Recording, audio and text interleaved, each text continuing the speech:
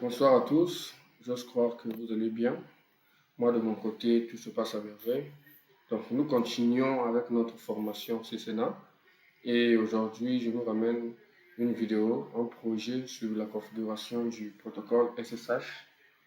Donc, avant d'aller très loin, nous allons nous poser trois questions qui sont primordiales. La première question que nous allons nous poser, c'est quoi SSH? SSH qui veut dire Secure Shell. La première question que nous allons nous poser, c'est quoi le protocole SSH? SSH, qui veut dire Secure Shell, est un moyen sécurisé qui permet d'administrer un équipement réseau comme un routeur, un switch ou un pare-feu FortiGate à distance, au lieu d'être connecté physiquement devant l'appareil. L'administrateur ouvre une session SSH depuis son ordinateur et accède directement à la console de l'équipement pour taper des commandes ou configurer ou surveiller le réseau en toute sécurité. Donc, qu'est-ce qu'on peut comprendre par là? Le protocole SSH est conçu pour prendre la main ou bien gérer les équipements informatiques à distance. Pourquoi gérer les équipements à distance? Avant d'aller très loin, nous allons ouvrir le cours, nous allons un peu lire. Donc, la prise en main à distance, la prise en main d'un équipement informatique, un équipement Cisco, FortiGate, se fait en deux phases. La première phase, c'est de prendre la main via la console, en utilisant le câble console branché à l'ordinateur via le port USB sous le routeur via le port console. Donc voilà, ici là j'ai essayé de faire cette différence. La première connexion, c'est celle avec le câble console, connecté directement au routeur. Normalement, c'est sous le port console. Et puisque les routeurs virtualisés n'ont pas le port console, j'ai fait exprès de le brancher sur le port Fast Ethernet 2/0. Mais normalement, ici, il vient au niveau du PC via le port USB. Et là, je le branche sur le câble console dans le port console. Ce qui permet de dire que j'ai deux possibilités de la prise en main d'un équipement réseau. La première, est celle de la connectivité via le câble console. Ce qui permet de dire que je dois être connecté directement sur cet équipement. La deuxième possibilité, c'est d'être dans le réseau, mais prendre la main à distance sur l'équipement. Quel est le scénario que nous allons peut-être vouloir comprendre ici? Je me dis, donc, supposons que le routeur ici et ce switch se trouvent dans la salle serveur ou bien dans la baie informatique au niveau du rez-de-chaussée. Et la machine de l'informaticien se trouve au quatrième bâtiment, donc au niveau 4. Ce qui revient à dire que lorsqu'il y a un problème au niveau du switch ou bien du routeur, le PC de l'admin sera obligé à chaque fois de venir au niveau du rez-de-chaussée.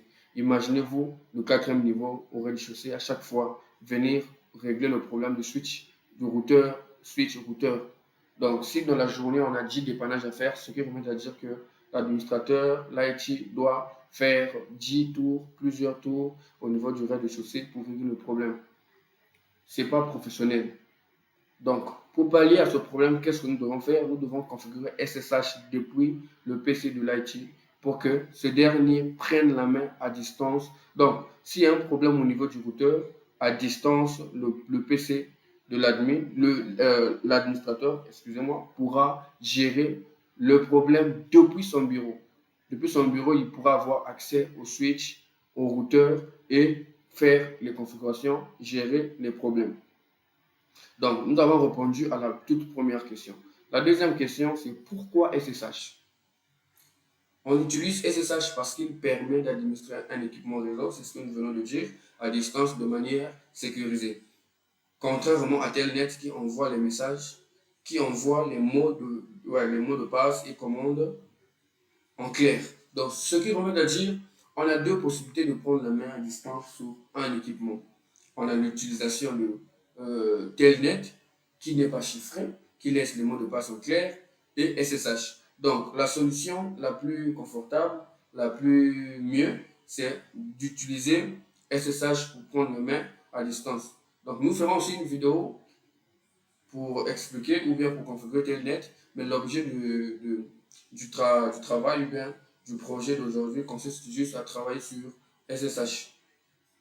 Alors, la dernière question que nous allons nous poser, c'est comment configurer SSH. C'est là que nous allons commencer avec les configurations. Mais avant de commencer avec les configurations, je vais encore vraiment essayer de faire comprendre. Telnet SSH me permet de prendre la main sur l'équipement en n'étant pas connecté sur l'équipement. En étant connecté sur l'équipement, c'est ce qu'on appelle, c'est la connexion avec le port console. Donc, ça veut dire que je dois être carrément dans la salle serveur, dans la salle informatique.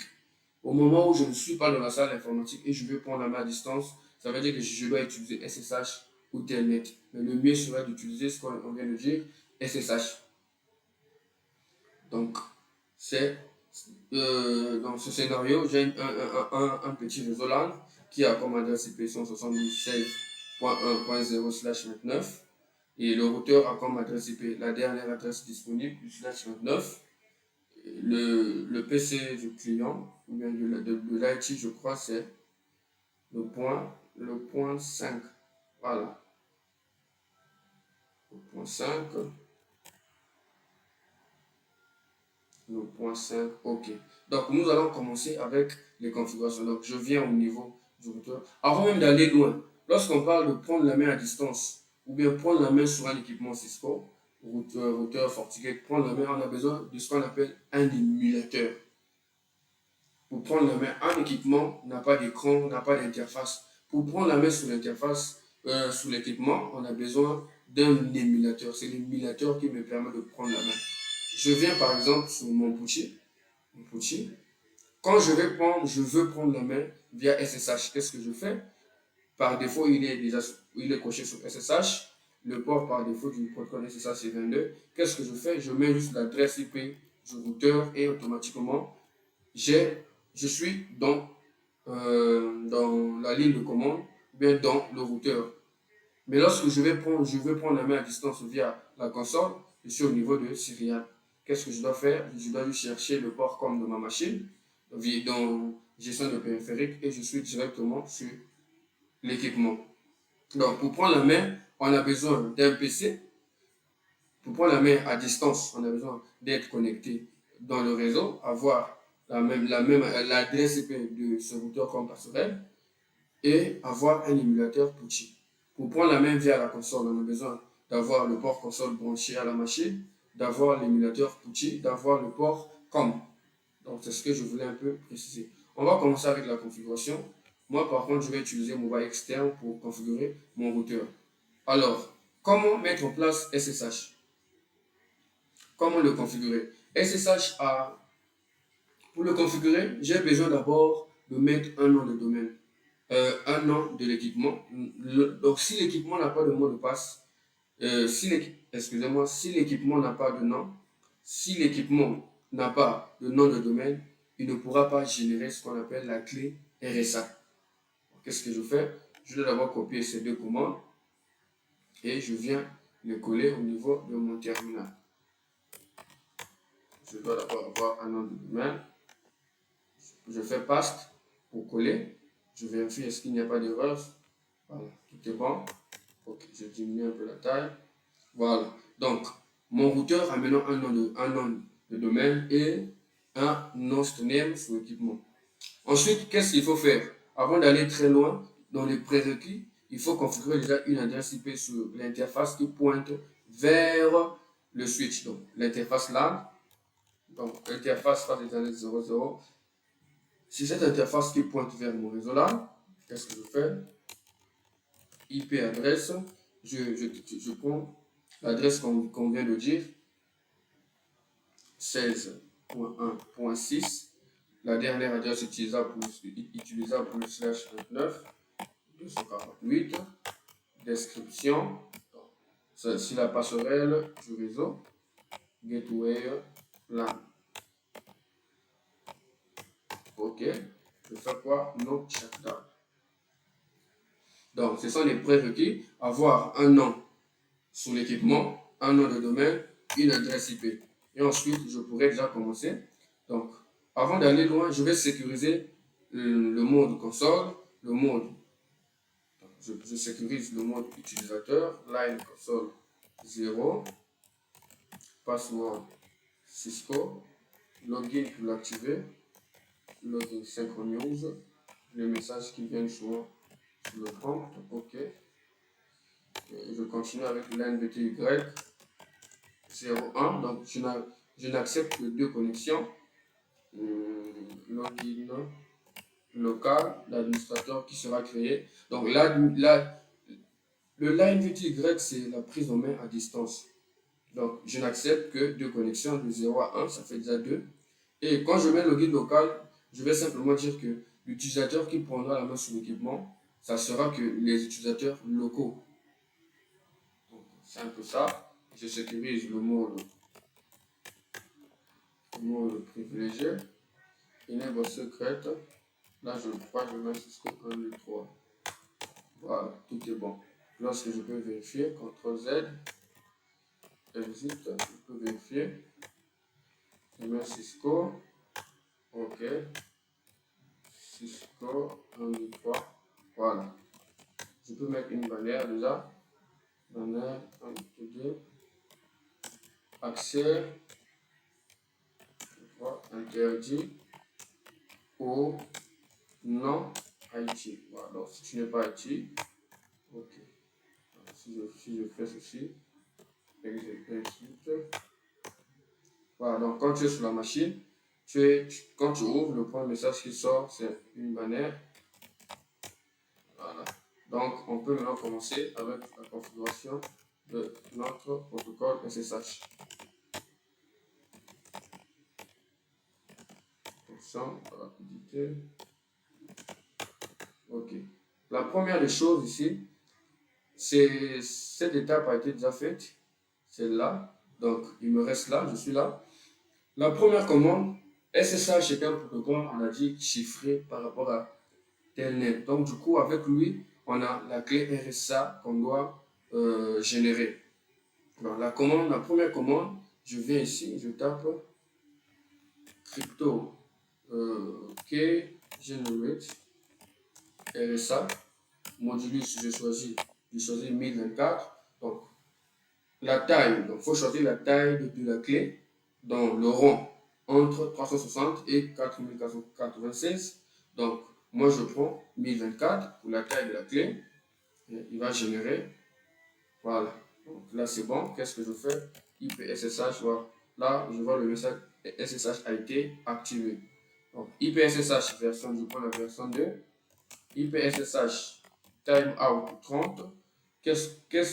Que signifie cette partie? Lorsque l'utilisateur va vouloir se connecter pour prendre la main à distance, dès que les 30 secondes vont écouler, qui lui fasse sortir du prompt de l'équipement.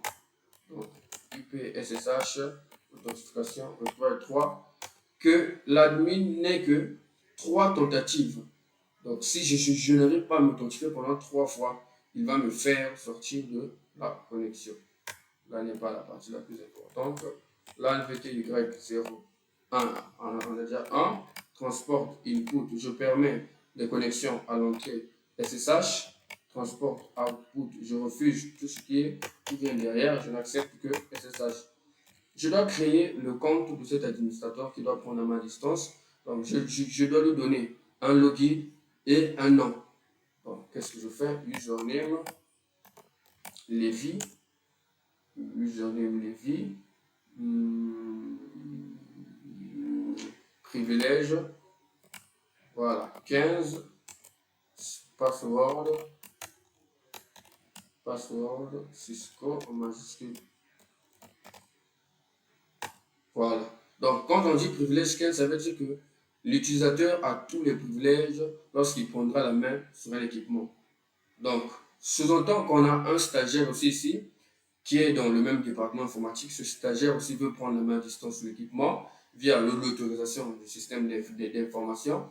Qu'est-ce que je fais? On crée aussi le compte du stagiaire. Qu'est-ce qu'on fait? Username, stagiaire,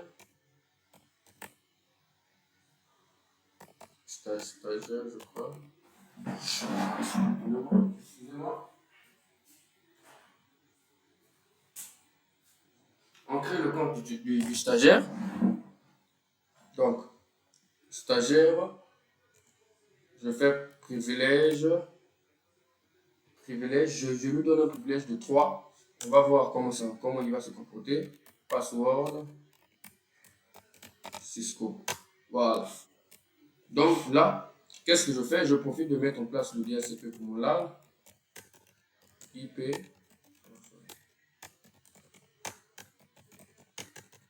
IP DHCP. Pool. LAN. RTL. OK. Network 172.16.1.0 slash 29. Default route 172.16.1.6. DNS serveur 8888. Domaine, je crois, quel est le domaine qu'on a mis ici? OK. Domaine, past, rt.lan, lise. Donc, ça fera 10 jours, 10 minutes, 30 secondes. Voilà. Donc, ça, c'est le temps ou bien la durée de vie de l'adresse IP. Do write, OK, je pense que tout est bon. Donc, je viens au niveau de mes postes clients. On va tester. DHCP. Est-ce que si ces postes vont déjà recevoir? Voilà, là, je vois déjà la demande, l'offre, la requête. Donc, quand je fais ping 172, est-ce qu'il peut déjà joindre la passerelle? Voilà, tout est bon. Je peux bloquer. Je n'ai pas besoin de ce PC parce que je vais travailler avec celui-là. J'ai juste fait ça pour tester. DHCP.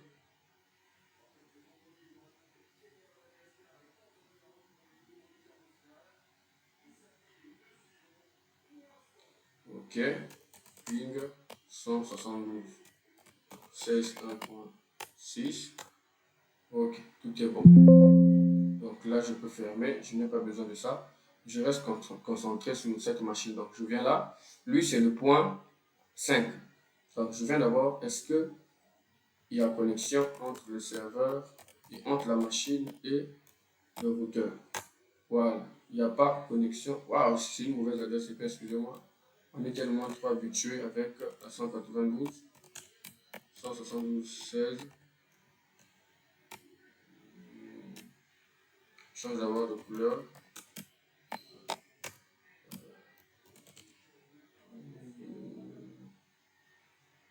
Ping 172.16.1.6. Voilà. La communication entre ma machine et le serveur et le routeur plutôt. Donc, cette machine arrive déjà à joindre le routeur. C'est une bonne nouvelle. Alors, comment je fais pour prendre la main à distance? On a dit pour prendre la main à distance, on a besoin d'un émulateur appelé Pucci. Peu importe. MOBA externe, Pucci, TerraTerm, CQCRT. Tous ces émulateurs font la même chose. Donc, je rentre dans mon Pucci. Par défaut, il est déjà coché sur SSH, le port 22. Qu'est-ce que je fais? Je tape juste le nom, soit le nom ou l'adresse IP de l'équipement. Moi, je vais procéder avec l'adresse IP. Donc, 16.1.6, c'est l'adresse IP du routeur. On peut vérifier. Donc, on va faire show IP interface, bref, exclude on the side. Voilà, c'est l'adresse IP du routeur que je veux. C'est le routeur, donc qu'est-ce que je fais? Je viens au niveau de la machine. Point 6, par défaut, il est déjà là. Open. Quand je fais entrer, attention, je vais répondre 172.16.1.6. OK. Il me demande tout ça. Est-ce que tu veux bien? Oui, je dis oui. Voilà. Là, il me demande, tu veux t'identifier en tant que qui? Je me dis en tant que Lévi. Avant, qu'est-ce qu'on va faire? On avait mis un time out de 30. Lorsqu'il est 30 secondes, si je ne m'authentifie pas, il va me faire sortir de la session. On attend. Quand les 30 secondes vont s'écouler, il va me faire sortir de la session SSH. on attend. Ça veut dire que je vais encore vouloir m'authentifier parce qu'il va me faire sortir. Voilà, là, les 30 secondes se sont écoulées, il me fait sortir. On va revenir. Donc, mon petit sera inactif. Et on va essayer avec des tentatives que nous avons. On a mis 3 tentatives, on va essayer. Je reviens, 72.16, 1.6. Ok. Donc, je fais exprès, je connais le nom, je fais exprès de donner un mauvais mot de passe. Il va me faire sortir, ça c'est faux.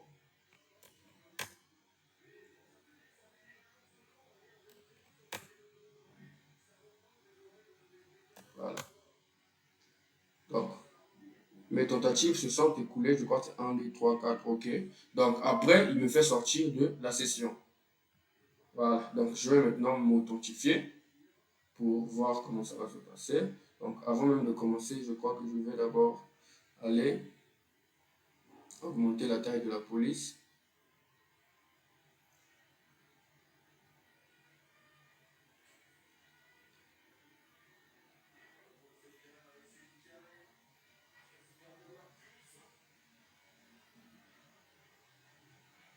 Voilà. Donc, 172.16, 1.6. Et par défaut, il est coché par SSH. Qu'est-ce que je fais? Je m'authentifie. Voilà, j'avais mis Lévi comme username. Mot de passe, j'avais mis Cisco en majuscule. Ok, voilà. Vous voyez que là, l'utilisateur peut prendre la main à distance sur le routeur et peut gérer tout, peut gérer même toutes sortes de configurations. Il peut voir tout, showrunner et tout est bon. L'utilisateur peut gérer le routeur à distance depuis son bureau, depuis le 4e niveau. Je ne suis pas obligé de venir encore dans la salle informatique. Donc, on va essayer de prendre la main avec le stagiaire qui n'a que 3 comme privilège. On va voir qu'est-ce qu'il peut faire sous l'équipement et qu'est-ce qu'il ne peut pas faire. Je sors, je ferme la session. Donc, je reviens. J'agrandis comme d'habitude.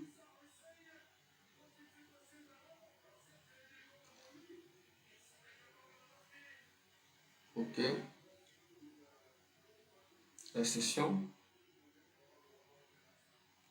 172.16, 1.6. OK. Voilà. Je me identifie en tant que stagiaire.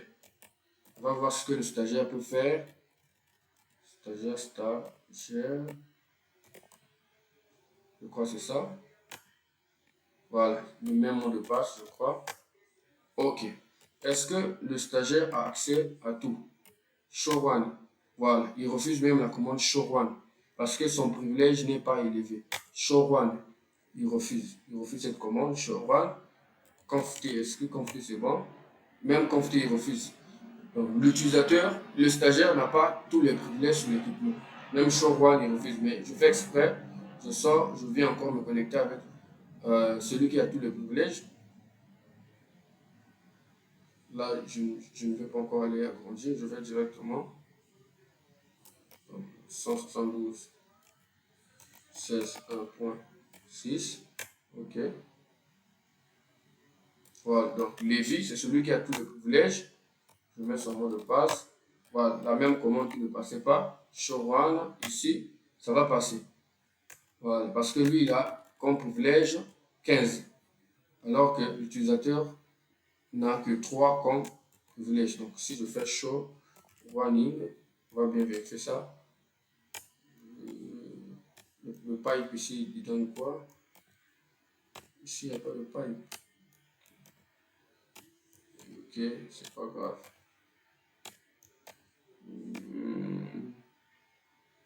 Bon, est-ce que section peut passer ici? Sans pipe, ça ne peut pas passer, c'est pas grave. Donc, je tape juste.